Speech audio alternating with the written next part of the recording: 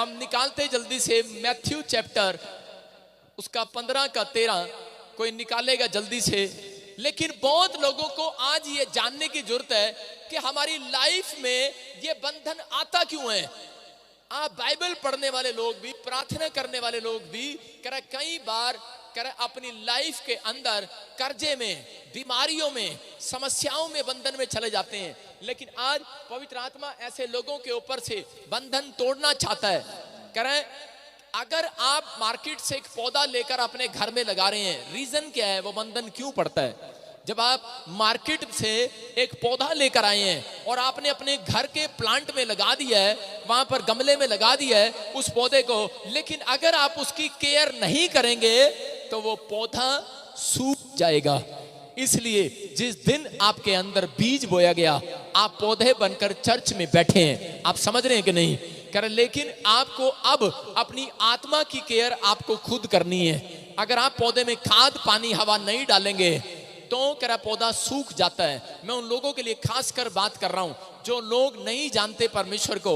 आज लोग झूठ के पीछे चलते हैं, लेकिन बाइबल बोलती है झूठ का चाहने वाला, झूठ का बोलने वाला उस सुनार की तरह है। कहता है जो सुनार कि बनाता है और उसमें आकार देता है, लेकिन एक सेल्समैन उसको जाकर बेचता है।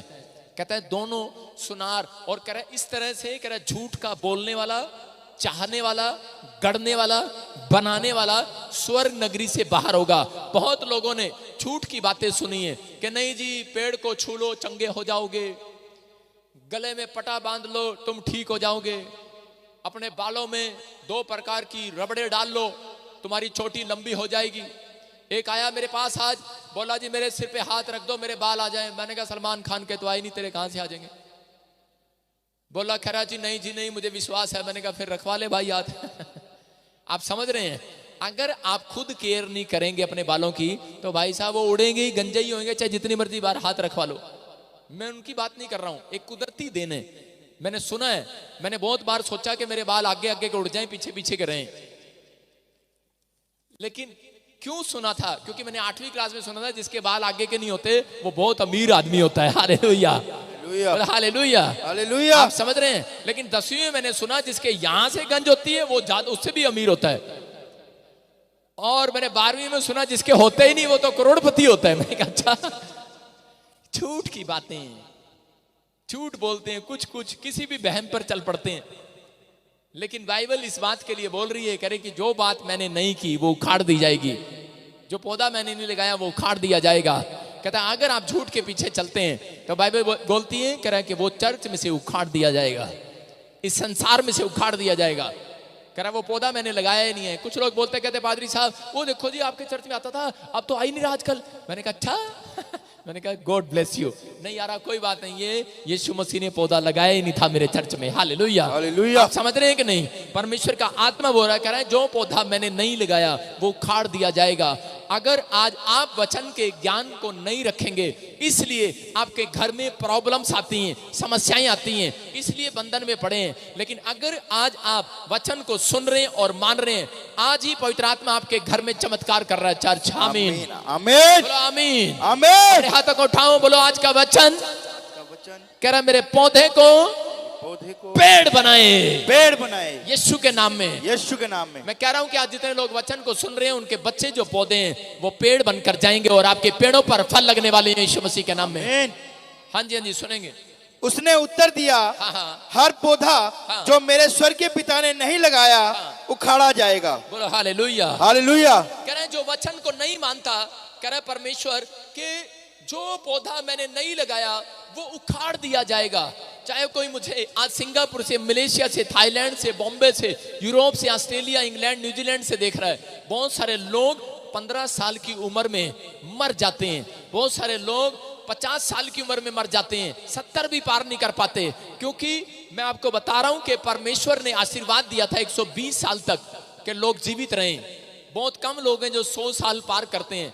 लेकिन अब भजन संहिता बोलती है कि अब तो लोगों की उम्र 70 ही रह गई है, -70 तक रह गया है। 70 के बाद तो घंटी बजने लगती है अंदर से कि भाई पता नहीं अब क्या होगा। बोला हालेलुया, हालेलुया। लेकिन परमेश्वर का आत्मा बोल रहा है, कहता है कि आपको इस बात को जानना है। अगर आज आप बंधन में पड़े हैं, आप पूरी जिंदगी कह रहे कि आप काम करते करते थक गए, एक भी पैसे का सुख आपके बच्चे ने नहीं दिया है, या फिर आपने उन पैसों का सुख नहीं लिया आज तक, लेकिन आज अगर आप वचन के थ्रू चलेंगे, मैं कह रहा हूं कि आज मेरा खुदा आपको सुख दिलाने वाला है, वो शांति दिलाने वाला है, वो बरकत दिलाने वाला है, वो आज आपके पेड़ों पर फल लगाने वाला है। अगर वो पौधा ग्रोथ नहीं कर रहा, आपका बच्चा ग्रोथ नहीं कर रहा, आपका बिजनेस ग्रोथ नहीं कर रहा, आज मैं कह रहा हूं परमेश्वर का वचन आपको ग्रोथ कराने वाला है यीशु मसीह के नाम में। आप बढ़ने वाले हैं, बढ़ोतरी में जाने वाले हैं। लेकिन बाइबल बोल रही है, कह रहा कि 3 तरीके से बंधन आता है, कह रहा पौधे के ऊपर पहले वो मुरझाता है, फिर उसके अंदर बांस आती है, गंदगी आती है, तीसरा फिर उसको उखाड़ दिया जाता है पौधे को। आप क्या करते हैं, पहले देखते हैं, जिस पौधे को देखते हैं मुरझा गया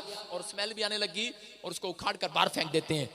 कह रहा ऐसे ही है, कह रहा शैतान लोगों को उखाड़ने से पहले, परमेश्वर की नजर से गिराने से पहले वो उसको पाप में डालता है कि ताकि वो निराश हो जाए, और निराशा उसके अंदर आती है। एक व्यक्ति के अंदर पहले निराशा आती है।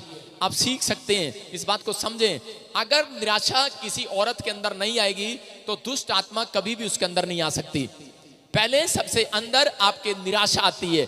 जिस दिन आपके अंदर निराशा आती है उसको कैंसिल किया करो। बोलो हालेलुया, हालेलुया। अपना टाइम डिप्रेशन में मत लेकर जाओ। बहुत लोग आज भी, मैं कह रहा हूं, पढ़े लिखे लोग भी, साइंटिस्ट भी डिप्रेशन का शिकार हैं। कोई जॉब में है, कोई किसी भी कह रहे फैक्ट्री में है, लेकिन डिप्रेशन के आपको लोग मिलेंगे यहाँ पर। बहुत सारी दुनिया में डिप्रेशन के लोग हैं। इसका मतलब क्या है, शैतान को पता है, कह रहा है ये एक पौधा है परमेश्वर का, आप एक परमेश्वर के पौधे हैं, चाहे आप किसी धर्म को मानते हैं या नहीं मानते, लेकिन आप एक पौधे हैं परमेश्वर की नजर में। और वो शैतान आप इन पौधों को बर्बाद करना चाहता है, आपको मुरझाना चाहता है, निराशा देना चाहता है। आपके अंदर एक झूठ बात डालता है विचारों में कि तू ठीक नहीं हो सकती, तेरा कुछ नहीं हो सकता, कालिया तू इतने टाइम से चर्च में आ रहा है, तेरा कुछ नहीं हो सकता। लेकिन परमेश्वर का आत्मा कह रहा है जब हम पढ़ते हैं जॉन, कह रहा है यूहन्ना उसके 8:32 को पढ़ते हैं, देखो उसमें क्या लिखा। क्योंकि वचन बोलता है होशे के 4:6 में, कह रहा है कि मेरे लोग जब इग्नोर कर देते हैं मेरी बात को, इसलिए कह रहा है जब वो मेरे वचन को इग्नोर कर देते हैं, मेरी बातों को इग्नोर कर देते हैं, कह रहा है कि तब वो निराशा में, दूसरा बीमारी में, तीसरा वो मौत के शिकार हो जाते हैं। सबसे पहले आपके अंदर अगर पाप आएगा तो निराशा भी आएगी। पहले निराशा आती है, फिर बीमारी आती है, फिर उसके बाद मौत आती है। कहता है इसका मतलब उखाड़ना।